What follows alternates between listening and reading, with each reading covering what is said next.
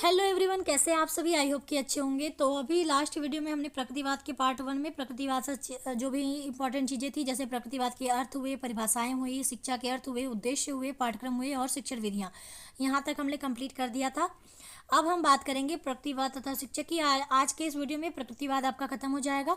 तो आज भी जो जो पॉइंट बचे हैं उसको हम लोग देखेंगे। तो चलिए वीडियो को शुरू करते हैं। बाकी अगर अगर आपको वीडियो पसंद आती है तो वीडियो को लाइक करिए, शेयर करिए दोस्तों के साथ जो कि डीएलएड कर रहे हैं, और चैनल पे नए हैं तो प्लीज़ चैनल को सब्सक्राइब जरूर कर लें।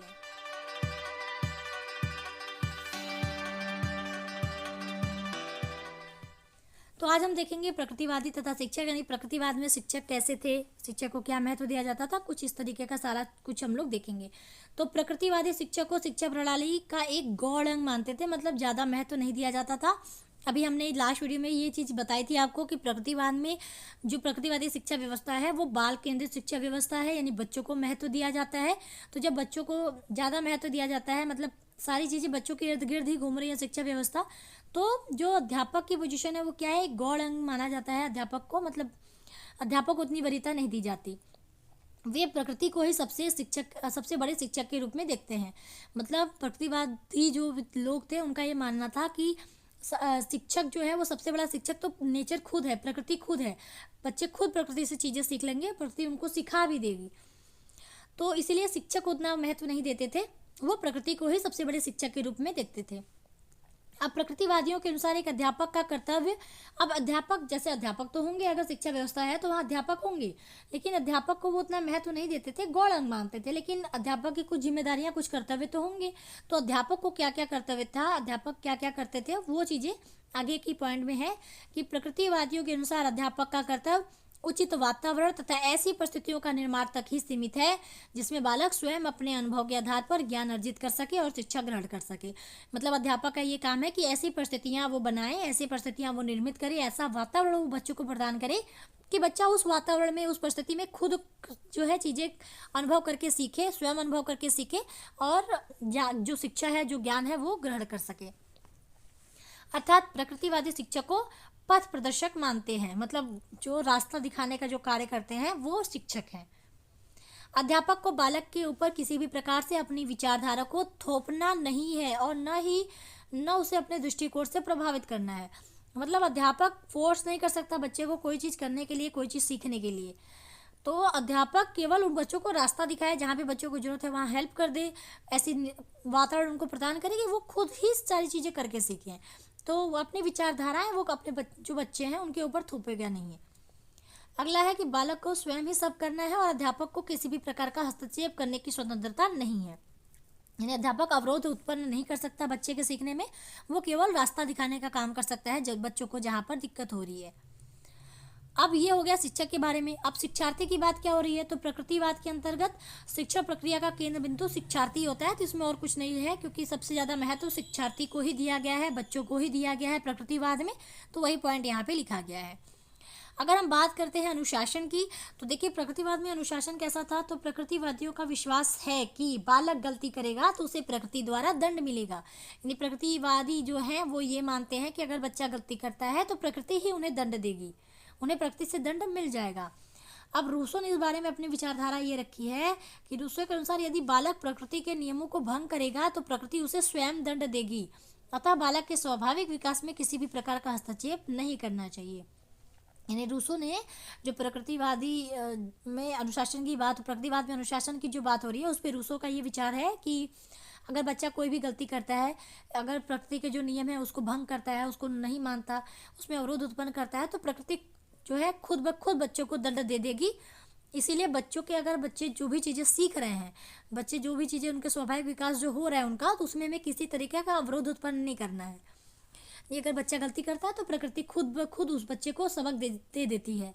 जैसे हम ये कहते हैं ना, ये लाइन हम लोगों की है कि किताबी ज्ञान से ज़्यादा जीवन के जो ज्ञान है वो मायने रखते हैं। कि आपको ये लगता है कि अब केवल किताबों में पढ़ के जीवन जी लेंगे, अपनी लाइफ में आने वाले प्रॉब्लम का सॉल्यूशन ढूंढ पाएंगे, तो ऐसा नहीं है।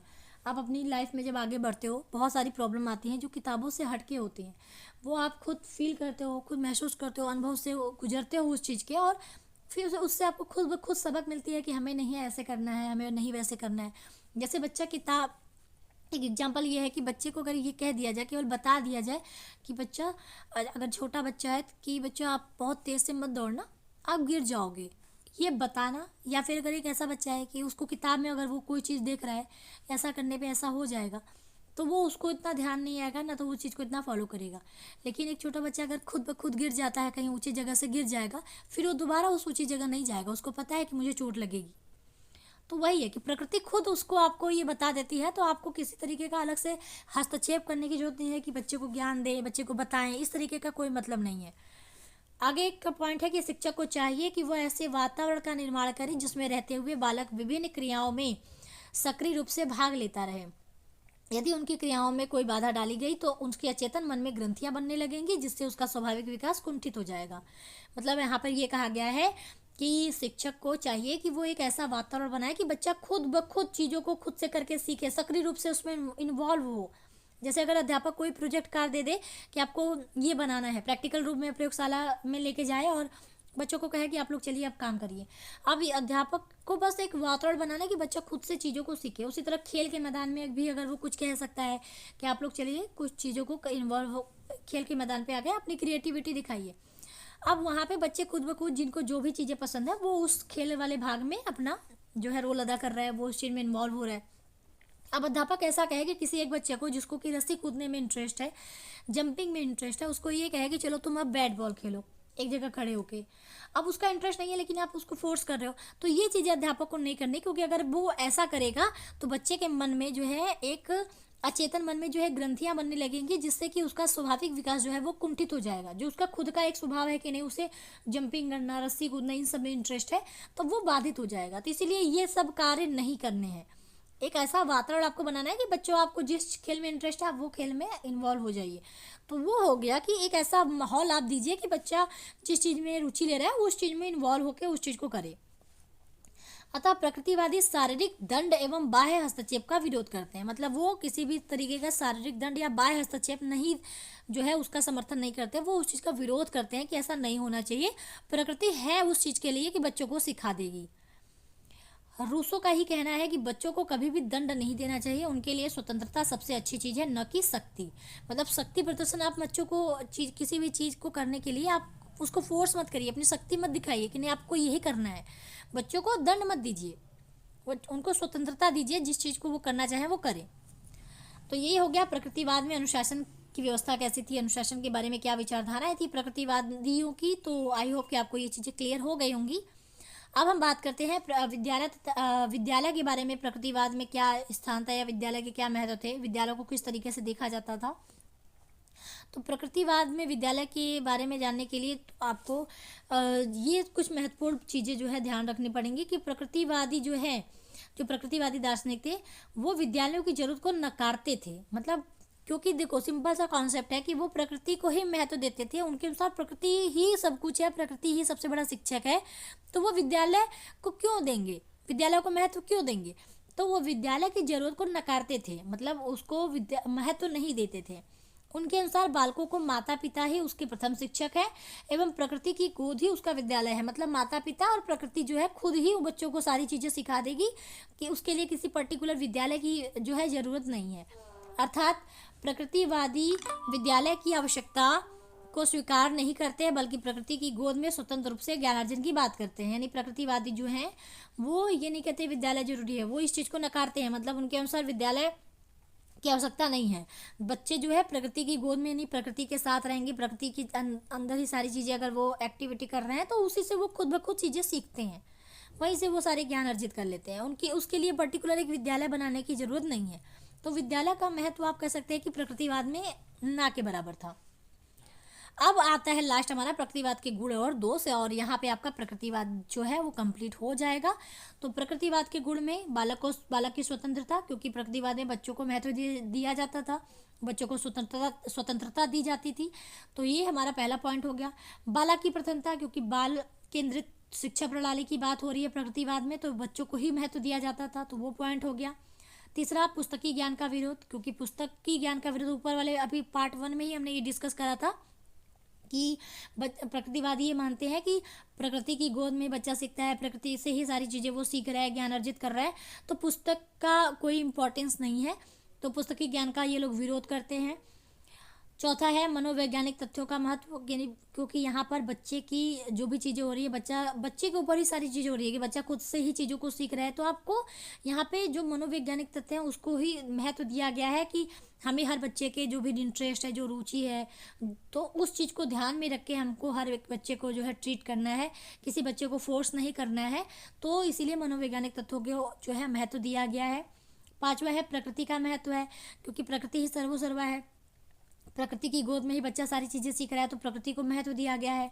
और छठा है शारीरिक एवं मानसिक विकास का साधन, यानी बच्चे को जो भी बच्चा सीख रहा है उसमें किसी तरीके का विरोध नहीं है और बच्चा जो है इंद्रियों का प्रयोग करके सीख रहा है, और जो इसीलिए जो शारीरिक और मानसिक विकास है उस चीज़ को ध्यान में रखा गया है प्रकृतिवाद में।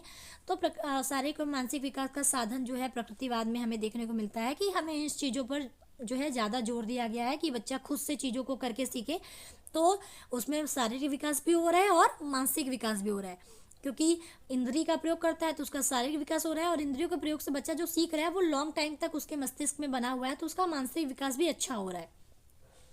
तो ये कुछ आपने गुण देखे। अगर हम दोष की बात करें कि क्या दोष थे, तो प्रकृतिवादी दोष में ये है कि प्रकृतिवादी शिक्षा के असंतोषजनक उद्देश्य, मतलब जो उद्देश्य हैं वो असंतोषजनक है, क्योंकि आप हर एक चीज़ बच्चा खुद से सीख ले, हर बच्चा इतना एक्टिव नहीं होता है। जैसे आपको भी पता है कि हर बच्चा अलग होता है और हर बच्चा खुद से ही सारी चीज़ों को सीख ले तो नहीं हो पाता। बच्चों को चाहिए होता है गाइडेंस, बच्चों को चाहिए होता है, कुछ बच्चों को बहुत ज़्यादा सपोर्ट चाहिए होता है कि उनको कोई अच्छे से सिखाए, बताए, सब कुछ करे। तो हर बच्चा खुद से प्रकृति से ही सब कुछ नहीं सीख पाता है। तो जो उद्देश्य कहे जा सकते हैं कि वो उद्देश्य कैसे हैं, असंतोषजनक है, मतलब उतना संतोषजनक उद्देश्य नहीं कहा जा सकता प्रकृतिवाद का। दूसरा है आध्यात्मिकता जगत की अपेक्षा, कि इसमें अध्यात्मवाद को बिल्कुल नकार दिया गया है, इसमें अध्यात्मवाद की बात नहीं होती है, तो ये भी एक दोष है कि अध्यात्मवाद को बिल्कुल महत्व नहीं दिया गया है, ये अध्यात्मवाद को मानते ही नहीं अध्यात्म को, तो आध्यात्मिक जगत की जो है अपेक्षा की गई। तीसरा है तात्कालिक उपयोगिता वाले ज्ञान पर बल, यानी इसमें ऐसे ज्ञान पर ही बल दिया गया जो कि उस टाइम उपयोगी हैं, केवल तात्कालिक जो उपयोगी ज्ञान है केवल उस ज्ञान पर ही बल दिया गया, बाकी चीज़ों पर उतना ध्यान नहीं दिया गया। चौथा है अनुशासन की सिद्धांत दोषपूर्ण, कि बच्चा केवल प्रकृति उन्हें केवल दंड देगी। आप खुद सोचो कि इतने अच्छे बच्चे होते हैं, इतने सलीके वाले बच्चे होते हैं, बच्चे कैसे होते हैं, अलग अलग तरीके के होते हैं, हर बच्चा डिफरेंट होता है, और आपको लगता है कि हम प्रकृतिवाद की बात करें और इन लोगों को लगता है कि जो बच्चा कर रहा है वो प्रकृति उनको दोष देगी और वो उस चीज़ को सीख लेंगे। जी नहीं, ऐसा नहीं होता है। बहुत बच्चों को अनुशासन में न रखा जाए तो वो बिल्कुल नहीं सीखते हैं, वो और ज़्यादा उस तरीके हो जाते हैं कि वो चीज़ उनके नेचर में आ जाती है, उनको कोई डर नहीं होता, तो वो उस चीज़ को जो है करते जाते हैं। कोई भी गलत एक्टिविटी वो लोग कर लिए तो वो उस चीज़ को करते जाते हैं, क्योंकि उनको ये पता है कि कोई उन्हें दंड देने वाला नहीं है, और प्रकृति दंड देगी नहीं देगी उस चीज़ को लेके आप कैसे यकीन कर सकते हैं कि प्रकृति उनको दंड दे देगी, तो ऐसा नहीं है। जो अनुशासन का सिद्धांत है वो दोषपूर्ण है। पांचवा है शिक्षा में शिक्षक की उपेक्षा, कि इन्होंने शिक्षक को गौण स्थान दिया है, मतलब ये शिक्षक को ज़्यादा महत्व नहीं देते। इनके अनुसार तो शिक्षक प्रकृति ही है, सब कुछ प्रकृति ही है, तो बच्चा ही सब कुछ प्रकृति सिखा देगी और बच्चा सब कुछ प्रकृति से सीख जाएगा, तो ऐसा नहीं है। हर बच्चा नहीं सीख सकता है, कोई बच्चा ऐसा होता है जिसको बहुत ज़्यादा सपोर्ट चाहिए होती है, तो वहाँ पे आपने शिक्षक की बिल्कुल उपेक्षा कर दी, ये चीज़ सही नहीं है। तो ये नहीं होना चाहिए। शिक्षा में शिक्षक को ही महत्व थोड़ा बहुत, तो ऐसा नहीं कि नहीं देना है, देना है। भले आप बच्चों को ज़्यादा महत्व दीजिए, लेकिन आप शिक्षक को भी महत्व दीजिए आप। लेकिन इन्होंने शिक्षक को बिल्कुल महत्व नहीं दिया था, बिल्कुल गौण महत्व। वो केवल ये शिक्षक को मानते थे कि ये रास्ता दिखाने का काम करेंगे बस, और इसके अलावा शिक्षक को कोई ज़्यादा महत्व नहीं दिया गया। तो ये भी एक दोष था। तो ये था आज का कंप्लीट वीडियो। आपका प्रकृतिवाद कंप्लीट हो चुका है, तो आई होप कि आपको सारी चीज़ें अब अच्छे से क्लियर हो गई होंगी।